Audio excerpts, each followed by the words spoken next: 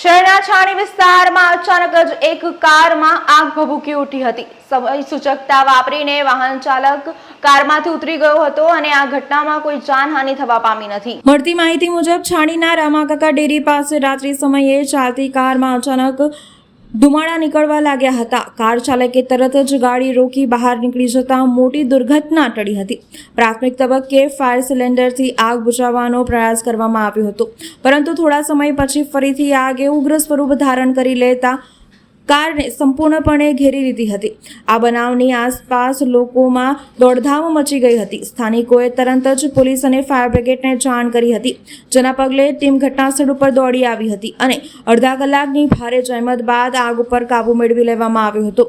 આ ઘટનાને કારણે રસ્તા પર અવરજવર થોડીવાર માટે બગડતા વાહન ચાલકોને મુશ્કેલીનો સામનો કરવો પડ્યો હતો।